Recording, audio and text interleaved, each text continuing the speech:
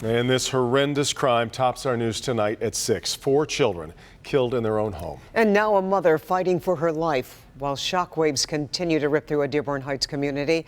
It happened early this morning at this home on Hip Street near Annapolis. Investigators say a man called police about 1:30 this morning and said he murdered his family. What they found so terrible that the police officers and firefighters who responded are getting counseling. The mayor expressed his concerns.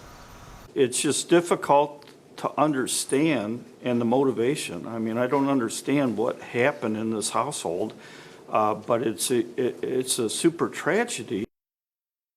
And in a tragedy like this, there is always a question about warning signs. And we've learned that there were glaring red flags, Devin, about the man living in that house who surrendered to police. Let's get to Local 4 Defender Karen Drew. She is live with what she's uncovered. This man has a chilling criminal past, Karen.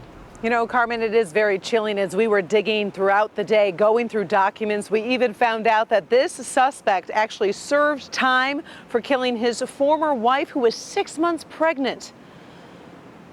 According to records, an individual who lives at the house where the murders took place also has a criminal record. We did some digging. That 49-year-old man was convicted of second-degree murder in the stabbing death of his then pregnant wife back in March of 1992.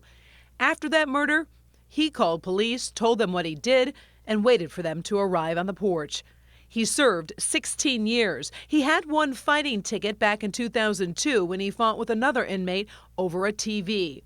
The defenders have discovered he was denied parole 4 times for various reasons, but all centered around the fact he had not shown remorse for his crime. After taking some cognitive-based programs, he was paroled in 2008, then discharged from parole in April of 2010. That man was also married to Faith Green, the mother of the murdered children. Faith and her husband were married in 2010, but the defenders discovered it wouldn't take long for trouble to show itself in the marriage. The mother of 4 filed this report back in February of 2013, stating, "He is trying to make me leave our home. We're filing for divorce. He's being belligerent, kicking things. He kicked the couch while the baby was sleeping on it. Just kicking things, threatening me and saying if I don't leave, things are going to get ugly. Jumped at me like he was going to attack." This went on for 4 hours. The same day, Faith requested a personal protection order, but it was denied because of insufficient allegations. Part of the reason for the denial? Police had not been called to the home in the past 3 months, and she had not filed a complaint in the past 3 months. Now, we did learn Faith did file for divorce back in January of 2014, but since no action was taken after the filing, the case was dismissed. Then, just last month, the mother of 4 filed for divorce again, stating there had been a breakdown in the marriage, and there was no reasonable likelihood the marriage could be preserved. And again, sources telling us that those divorce papers were delivered to that suspect yesterday. Meantime, the suspect and Faith Green were supposed to be appearing in court in October. That is the next date on those documents that we were able to obtain. We are live. Karen Drew, Local 4 Defenders. Karen, the similarity between the cases is jaw-dropping. But since he had been on parole, obviously, as prisoners are when they're released from prison, he was cleared of parole, which meant his parole ended. So we'd have to assume that that meant that there weren't anything glaring that happened while he was on parole, correct? You know, you're right, Devin. I spoke with some of my sources with the Michigan Department of Corrections, and they said, you know, they didn't have any major snafus or red flags during that time, but they also did say he's out of the system, so they are going to go back and double check because some of those records have been literally filed away, so that we're seeing if there might be any more documents in the coming days, but at this point, they didn't see any other red flags. And right now, Faith Green, the mother of those 4 children, is fighting for her life. All right, Karen, thank you for that report. You know, it's impossible to imagine something like this happening in anybody's neighborhood until it does. And for those who live near that home that is now the scene of a quadruple homicide overnight, the shock is certainly setting in. Those folks trying to cope with this, as well as the fellow students and friends of the older kids. And Jason Colthorpe talked with them today. Jason?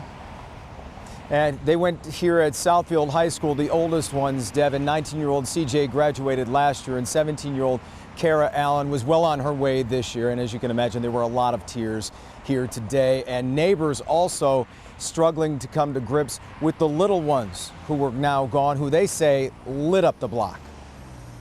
Beautiful family. A beautiful family taken far too soon. Police believe Faith Green's husband is the one who called them, confessing he'd killed his family.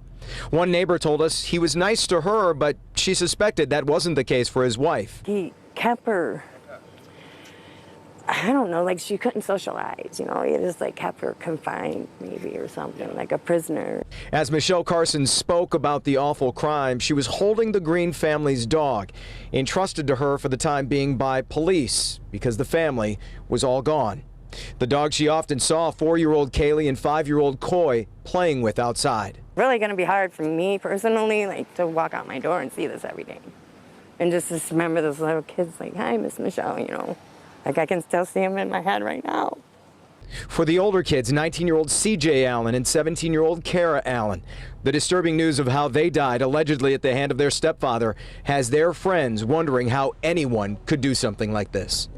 I hope that she does get the justice she deserves. Like, no one deserves this. Her senior year, she's not going to be able to experience college, being a grown-up, a family, nothing.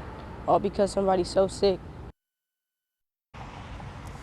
Activities continuing here at Southfield High School. You can see football practice going on right now. Kara Allen was a member of the football cheerleading squad, and she'll be sorely missed. I can't help but keep thinking about one of her teachers who was quoted as saying, "What a waste of talent. She was so bright and she had such a bright future, wanted to be an obstetrician and go to college in North Carolina."